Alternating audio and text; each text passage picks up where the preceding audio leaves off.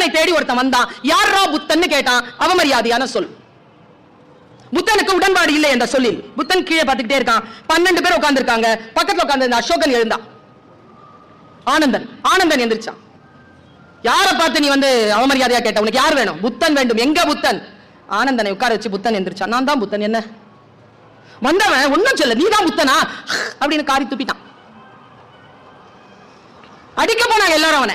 புத்தன் எல்லோரையும் உட்கார வைத்து ஒரு சொல் சொன்னான். பெண்களை நீங்கள் கையில் எடுத்துக்கொண்டு செல்ல வேண்டிய செய்தி. புத்தன் சொன்னான், ஆனந்தா உட்கார், சீடர்களை உட்காருங்கள். இங்கே ஒன்றும் நடந்து விடவில்லை. வந்தவனுக்கு புத்தன் யார் என்றே தெரியாது. புத்தன் யார் என்று தெரிந்தால் அவன் துப்பி இருப்பானா? நான் ஏதோ ஒரு கருத்து சொல்லி இருக்கிறேன். அந்த கருத்தின் மீதுதான் அவனுக்கு கோபமே தவிர புத்தன் மீது இல்லை. கருத்தின் மீதுதான் பிரச்சனையே தவிர மனிதர்கள் மீது அதை செலுத்தாதீர்கள். பெண்கள் முக்கியமாக கொள்ள வேண்டிய முதல் பாடம். இரண்டாவது பாடம், வந்தவன் போயிட்டான். What next? மறுபடியும் துப்ப வந்தான். ஏய் அவனுக்கு நான் ஏதோ சொல்லியிருக்கேன்டா, அதுதான் அவனுக்கு கோவம் வந்துச்சு. நீ என்னன்றதை நாளைக்கு தெளிவா சொல்லி போனா அவன் போயிட்டான்.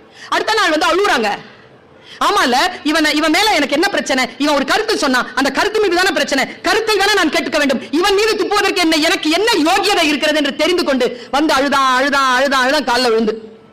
அடுத்த நாள் அவன் சொல்லுகிறான். வந்தவன் கேட்டான், மன்னிச்சிரு புத்தா, மன்னிச்சிரு புத்தா, மன்னிச்சிரு புத்தா. புத்தன் என்ன செஞ்சிருக்கணுங்க? சொல்லுங்களேன், என்ன செஞ்சிருக்கணும்? புத்தன் என்ன செய்யணும்? மன்னிக்கணும் தானே? புத்தன் சூப்பருங்க. புத்தன் இஸ் a குரு. உங்களையும் போல என்னையும் போல அல்ல. அவன் குரு. அவன் பரமாச்சாரியனவன், மிகப்பெரிய குரு. அவன் சொன்னான், முடியாது, உன்னை என்னால் மன்னிக்க முடியாது. வந்தவன் கேட்டான், ஏன்?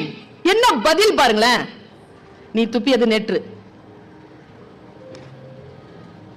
நீ துப்பிய எச்சில் இதுவரைக்கும் நான் கன்னத்திலேயே வைத்துக் கொண்டு கோபப்பட நான் என்ன முட்டாளா? நீ துப்பிய எச்சில் கடலில் கலந்து விட்டது. ஏனென்றால் நான் ஓடிக்கொண்டிருக்கும் கங்கையாறு. ஹே அப்பா, நான் ஓடிக்கொண்டிருக்கும் கங்கையாறு. நீ துப்பிய எச்சில் அந்த கடலில் கரைந்து விட்டது. இதோ நான் பேசிக் கொண்டிருக்கிறேனே, இதுவும் கடலில் கரைந்து போகும். அதற்காகத்தான் சொல்லுகிறேன், நினைவு விளைத்துக்கொள், இதுவும் கடந்து போகும்.